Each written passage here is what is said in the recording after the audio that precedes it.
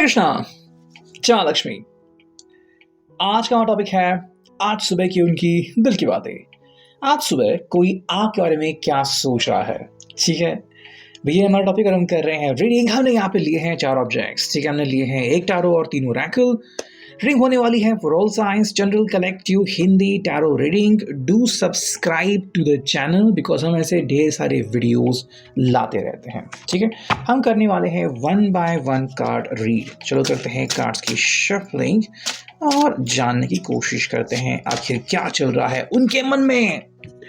पहला ही कार्ड है the tower. Okay, बहुत ही सरप्राइजिंग कार्ड था मेरे लिए भी कि मैंने भी एक्सपेक्ट नहीं किया था कि पहला जो कार्ड है वो द टावर आएगा। ठीक है, अच्छा, इस कार्ड का मतलब आखिर क्या होता है। Why does tower appear at first. पहले ही मतलब शुरुआत में ये टावर क्यों आ गया, तो भाई यहाँ पे जवाब हम कह सकते हैं कि भाई काफ़ी सिंपल है कि व्यक्ति ना दरअसल बहुत सारी घटनाएं जो हैं उसको जोड़ रहा है और जोड़ने के बाद समीक्षा कर रहा है कि भाई इसका नतीजा क्या होने वाला है या फिर इसका नतीजा क्या होगा।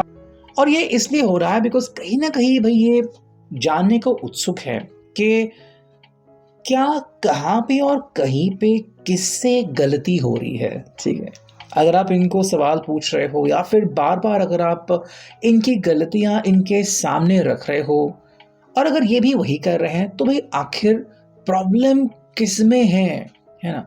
देखो, जब कोई कपल तैयार होता है तो दोनों की जिम्मेदारी बराबर होती है। कोई ये नहीं कह सकता कि भाई तुम्हारी जिम्मेदारी कम है और मेरी जिम्मेदारी ज़्यादा। ठीक है, अगर मैं आपको एक घटना बताऊं तो मेरा एक दोस्त था, काफ़ी अच्छी जॉब उसको पुणे में लगी थी एंड उसकी शादी हो गई थी। उसको 2 बच्चे थे, जुड़वा ट्विंस। एक और अपने दोस्त के साथ नासिक चला गया बाइक पे। बहुत डेंजरस एक्सीडेंट हो चुका, उसके दोस्त के 2 पैर कट गए एंड मेरा फ्रेंड अनफॉर्चुनेटली उसकी डेथ हो गई। ठीक है, बाद में जब मुझे पता चला इस सब के बारे में तो उसकी जो वाइफ थी वो एक जगह पे एज ए लेक्चरर काम कर रही थी एंड अब वो बच्चों को संभाल रही थी। ठीक है, तो कहने का मतलब ये है कि टावर जब भी आता है तो कुछ नेगेटिव लाता है ऐसा नहीं, बल्कि इंसान को सोचने के ऊपर मजबूर करता है कि भाई अगर अगर जी हाँ, अगर हम बात कर रहे हैं कि कभी अगर ऐसा कुछ पल आ जाए तो हम क्या कर सकते हैं। जैसे कि मान लो आप अगर क्रेडिट कार्ड यूज़ कर रहे हो, ठीक है, अचानक से बिल आ गया या फिर कि भाई इस पर्सन ने एकदम से आपके साथ बात करना बंद कर दिया, तो क्या आप इतने सक्षम हो कि बिना इनके सरवाइव कर सकते हो, है ना। या फिर कि भाई चलो कोई बात नहीं, जब इनकी अकल ठिकाने आएगी तो ये खुद ही कांटेक्ट कर लेंगे। मतलब इतने स्ट्रेंथ ज़िंदगी में होना काफ़ी इम्पोर्टेंट है। ओके, सो एक टावर ये एक आपकी लिमिटेशन भी बताता है कि भाई as a lover, as a person आपकी कितनी लिमिटेशंस है और आप अपने आप में कितने सुधार कर रहे हैं या फिर कर चुके हैं। ये बेसिकली कोई नेगेटिव बात नहीं है, बल्कि ये जानना है कि भाई हम किसी भी चीज़ के लिए कितने तैयार रहते हैं, है ना। And that is very important because कब कौन सा पल आ जाए हम कह नहीं सकते। ओके, वही बात यहाँ पे आ रही है। चलो अगर हम करते हैं थोड़ी सी और शफलिंग, देखते हैं यहाँ पे हमें क्या कार्ड मिल रहा है। सेकंड जो कार्ड आ चुका है वो है किंग ऑफ कप्स। देखो, ये व्यक्ति हमें बेसिकली इमोशनल बहुत ज़्यादा दिख रहा है। ओके, इमोशनल क्यों भाई, इनका ये मानना है कि इंसान का कई बार अपने मन के ऊपर बस नहीं होता। ओके, एंड उसका मन सोचते सोचते कहाँ पे चला जाएगा ये खुद भी नहीं जानता। ये व्यक्ति या तो खुद इमोशनल बन चुका है एंड मे बी अपने फ्रेंड से बात करने के बाद और भी ज़्यादा इमोशनल बन रहा है। देखो, अगर आपको लग रहा है कि या तो ये पर्सन अय्याशिया कर रहा है या फिर मे बी अपना ध्यान नहीं रख रहा है या फिर अगर आप दोनों मैरिड हो तो बच्चों का भी ख्याल नहीं रख रहा है, आपका भी ख्याल नहीं रख रहा है, तो ये पर्सन कह रहा है कि देखो, मन जब कभी भटकता है तो इंसान अपनी जगह से भी साइड में हो जाता है, लेकिन ये आपको बिल्कुल भी नहीं भूले। जब भी इनको एहसास होता है कि भाई मैंने कितनी बड़ी गलती की, तो ये इस बात की माफ़ी तक मांगने को रेडी होते हैं। यानी कि अगर ये पर्सन आपसे दूर चला गया है सिर्फ किसी बात से परेशान होके या फिर खुद की गलती थी फिर भी वो नहीं मानी, तो अब ये पर्सन कहीं ना कहीं खुद को ज़रूर कोस रहा है। बिकॉज अल्टीमेटली ज़िंदगी हमें बहुत कुछ सिखाती रहती है। जीवन में हमें बहुत सारे कड़े फैसले लेने की ज़रूरत होती है। उनमें से एक फ़ैसला ये होगा कि बिना किसी शर्त के कम बैक करना, बिना किसी शर्त के वापस आना। ठीक है, देखते कर हमें नेक्स्ट कार्ड क्या मिलता है। यहाँ पे करते हैं थोड़ी सी शफलिंग। देखो ये कार्ड आ चुका है जो कि है S of cups, cancer, Scorpio, Pisces. ठीक है भाई, ये बेसिकली एक कनेक्शन है जो आपके साथ मेंटेन करना चाहते हैं कि भाई चाहे मेरा मन कहीं पे भटके या फिर चाहे मैं कुछ भी सोचूं, लेकिन आपके साथ जब भी मेरी बात या मुलाकातें होंगी हम शुरू से ही शुरुआत करेंगे। ओके, यानी कि भाई चाहे कितनी भी बड़ी मुसीबत आन पड़ी हो या फिर आप से जो इनका कनेक्शन है वो अगर टूटने के कगार पर ही क्यों ना चला गया हो, वापस से जब आप मिलते हो तो शुरुआत से सब कुछ शुरू होता है। मतलब मान लो नेगेटिविटी दूर चली गई। आप यूँ समझ लो कि दो लोग हैं, दो बहुत ही अच्छे दोस्त हैं। मान लो कुछ झगड़ा हो गया, लेकिन जिस टाइम नेक्स्ट टाइम मिलेंगे वो इस झगड़े को कम्प्लीटली भूल जाएंगे। बिल्कुल वही बात ये पर्सन यहाँ पे दोहरा रहा है। मतलब इनको इतना भरोसा है कि जब वो आपके करीब आएंगे आप इनको बिना किसी शर्त के अपने आप से, मतलब आपसे बात करने देंगे। ठीक है, और ये पर्सन इस बात से बखूबी इस बात को वो जानता है और इस बात से वो अनभिज्ञ बिल्कुल नहीं, बल्कि उसको ज्ञान है कि आप यही करने वाले हो। आप जब इनसे मिलोगे तो डेफिनेटली इनका हाल चाल पूछोगे और ये आप जानना चाहोगे भी ये पर्सन आखिर अभी क्या सोच रहा है या फिर उसके हालात अभी कैसे है ना। तो वो बात यहाँ पे हमें दिख रही है। नेक्स्ट अगर हम कार्ड देखते हैं कि भाई क्या है उनकी अर्ली मॉर्निंग कार्ड, सुबह की एनर्जी हमें यहाँ पे क्या दिखती है, तो ये आ चुका है द सन।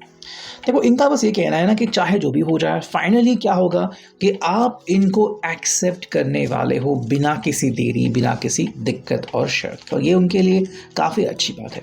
देखो ये पर्सन ना तो मोटिवेट होना जानता है ना तो आपको मोटिवेट करता है। हाँ, कभी कभी किसी बात का वो टेंशन ले लेते हैं या फिर किसी बात को इतना ज़्यादा दूर खींचते हैं कि कई बार आई थिंक उनको खुद को बहुत गुस्सा आता है या फिर डर लगता है कि भाई मैं कई बार किसी बात को कितना ज़्यादा खींचता हूँ, है ना। वही बात यहाँ पे आती है कि देखो फ्यूचर या फिर वर्तमान ये तभी अपने हाथ में है जब ये पर्सन खुद की गलती मानेगा। और मुझे लग रहा है कि ये पर्सन अभी खुद की गलती मानने को रेडी है। इनफैक्ट वो कह रहा है कि भाई उनको पता चला है कि जब वो आपसे दूर होते हैं या फिर जब वो कहते हैं कि भाई बस मैं थक गया हूँ अकेले ज़िंदगी जीते हुए, तो आपकी अहमियत उनको बहुत ज़्यादा सताती है ना। तो एक ऐसा व्यक्ति जो दिल से सोचे और दिल से कनेक्ट करे, इसी प्रकार के व्यक्ति की सोच, व्यक्ति की राह वो देख रहे थे और फाइनली वो राह में आप नज़र आए और आपसे मिलने के बाद ही इनकी जो सोच है, इनकी जो खोज है वो फाइनली ख़त्म हो गई। ठीक है, अगर हम देखते हैं भाई हमें फॉर्चून कुकीज़ क्या मिलती हैं आज के लिए, क्या है उनका फॉर्चून। देखो ये है अचीवमेंट, मतलब कुछ हासिल करना। देखो अगर आपको लग रहा है कि भाई क्या इस पर्सन ने सच में कुछ हासिल किया है, तो हाँ, इस पर्सन ने ये समझ लिया है कि भाई अकेलेपन से बेजार हो गए हैं और अब ये अकेलापन सहन नहीं कर सकते। ठीक है, अब इनके लिए ये इम्पॉर्टेंट टास्क है कि आपसे कैसे भी करके जुड़ना और आपको ये एहसास दिलाना कि हाँ मैं कम बैक कर चुका हूँ या फिर मैं वापस आ चुका हूँ। हाँ, इनको वापस आने देना ना देना ये कम्प्लीटली आपके ऊपर है, लेकिन इन्होंने बहुत तकलीफ़ें झेली हैं। दिन रात ऐसे भी कुछ पल उन्होंने देखे हैं जहाँ पे इनको नींद नहीं आती थी, डरावने सपने आते थे। ठीक है, वो इन सब से निजात पाना चाहते हैं। अगर हम देखते हैं सेकंड ओरेकल जो कि हमें यहाँ पे मिल रही है, ठीक है, ये आ चुका है सनशाइन। इनका कहना है कि भाई अगर आपसे बात करते हैं ना तो उनकी सारी दिक्कतें मान लो छू मंतर हो जाएगी। ओके, था ना हैरी पॉटर में छू मंतर गली, छू मंतर टाइप, वो सब कि भाई बस आपसे मिले तो मान लो झगड़ा, नेगेटिविटी वो सब दूर हो ही गया समझो। बिकॉज आपके पास इतने सारे ऑप्शंस रहते हैं या फिर पता नहीं कैसे हैं आपके मन में इतने सारे आइडियाज़ इनको देख के आते हैं कि ये भी कई बार हैरान होते हैं कि भाई तुम्हारा दिमाग कितना ज़्यादा तेज़ दौड़ता है ना। मतलब आपके पास वो सारी चीज़ें हैं जो कि एक पर्सन को चाहिए किसी भी प्रॉब्लम से बाहर निकलने के लिए तो बस आपसे मिलने की देर है। इनकी ज़िंदगी में सनशाइन आकर ही रहेगी, इतना इस व्यक्ति को पूरा यकीन है। मतलब बस आपसे मिलना है और ये सुनिश्चित करना है कि भाई अब सब कुछ बढ़िया ही होने वाला है, बढ़िया के सिवा मेरे साथ कुछ होता ही नहीं। ठीक है, ये बात यहाँ पे हमें दिखती है। मतलब ये पर्सन बहुत ज़्यादा कॉन्फिडेंस हमें दिखता है, कॉन्फिडेंट। ठीक है, अब देखते हैं मून मैजिक से हमें क्या कार्ड मिलते हैं। ठीक है, करते हैं कार्ड्स की शफलिंग। क्या आता है पहला मून कार्ड, देखो ये आ चुका है। ओके, एंड जो कार्ड का मीनिंग है वो है I explore my wildness and dance in pleasure. जैसे कि मान लो ज़िंदगी से कोई बोझ हट गया हो और इंसान एकदम से अपनी बोरियत ख़त्म करके मान लो खुशनुमा ज़िंदगी जीने के लिए बिल्कुल रेडी हो और कह रहा कि भाई बस तुम ही हो और कुछ नहीं, और तुम्हारे साथ में ज़िंदगी के हसीन पल बिताने के लिए बिल्कुल रेडी हूँ। मतलब बस आपका उनके ज़िंदगी में आना, ठहरना और इस बात को कंटिन्यू करना, ये उनके लिए सबसे बड़ी प्रायोरिटी फ़िलहाल बन चुकी है कि बस आपका इनकी ज़िंदगी में बने रहना, और ये इसी चीज़ को फॉलो करना चाहते हैं कि एक बार आपसे मिले, जुड़ गए, अब दोबारा आपसे कभी भी जुदा नहीं होना है। बिकॉज पहले ही एक गम वो सह चुके हैं, तो अब और सहने की क्षमता उनमें नहीं है। सेकेंड कार्ड अगर हम देखते हैं हमें यहाँ पे क्या मिला है, तो देखो ये आ गया है वो कार्ड। ओके, जो मीनिंग है यहाँ पे accept renewal and delight in fresh start. भाई अगर आप कहते हैं ना कि चलो एक नई शुरुआत करते हैं, तो उसके लिए बिल्कुल रेडी हैं। कह रहे कि भाई मैं एक नई शुरुआत करने को रेडी हूँ। हालांकि ये जो एनर्जी है ये आपको अगले 15 दिन तक भी एक्टिव दिखेगी। ठीक है, मतलब अगले 15 दिन में ये पर्सन जो है आपके साथ एक नई शुरुआत करने के लिए रेडी हो सकता है।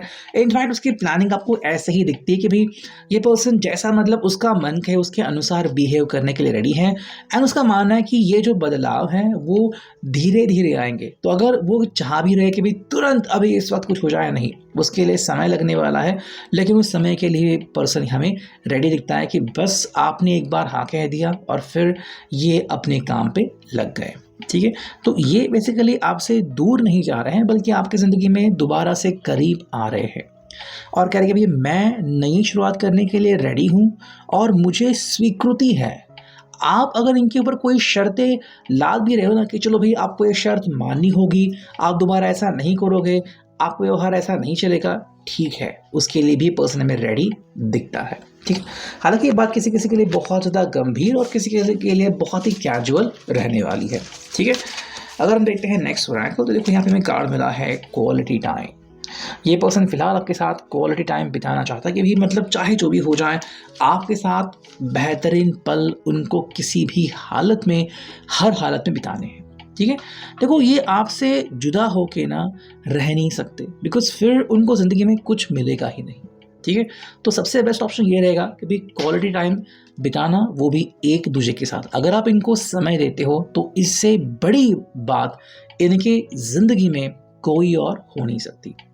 पहले ही पछता रहे हैं, बहुत ज़्यादा थक गए हैं, अब उससे अगर उभरना है तो एनर्जी चाहिए। एनर्जी तभी मिलेगी जब दो प्यार करने वाले फाइनली मिल जाएंगे और एक दूसरे को सपोर्ट करेंगे।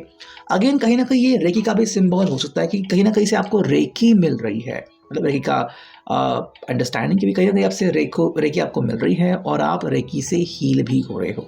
ठीक है, तो अगर कोई पहचान में कोई हीलर है, अगर आप उससे रेगुलरली रेकी ले रहे हो, तो ये उसके लिए भी एक प्रामाणिकता हो सकती है। सेकेंड कार्ड अगर हम देखते हैं पे क्या मिला है, तो ये आ चुका है, भाई 2 कार्ड आ चुके हैं। ठीक है, पहला कार्ड है स्पीक ट्रुथ, जो सत्य है वो बोलना। मतलब अगर उनके दिल में कुछ भी चल रहा है, कैसे भी जज्बात चल रहा है कि भाई घमंड के जज्बात है या फिर डर के जज्बात है या फिर भाई उनको सच्चाई बोलनी है या फिर उसे कहना है कि भाई मैं तुम्हारे बिना तड़प रहा हूँ वगैरह वगैरह, तो ये बात यहाँ पे वो कहना चाहते हैं। मतलब अब कोई भी झूठ नहीं, कोई भी दिखावा नहीं, जो उनके मुंह से निकलेगा वो सिर्फ सत्य होगा। यानी कि भाई ये पर्सन अब जान चुका है कि सत्य की कीमत क्या होती है। ठीक है, तो इसलिए पर्सन बस सिर्फ और सिर्फ सत्य का ही साथ देना चाहता है।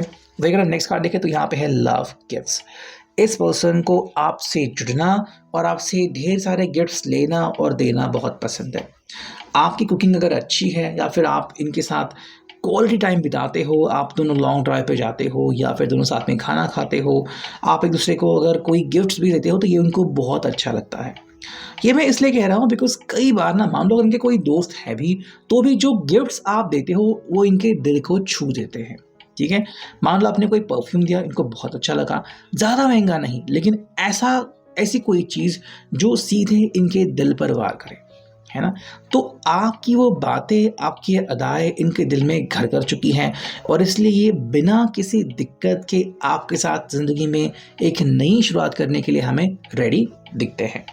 तो ये अभी के लिए reading, I hope it will resonate.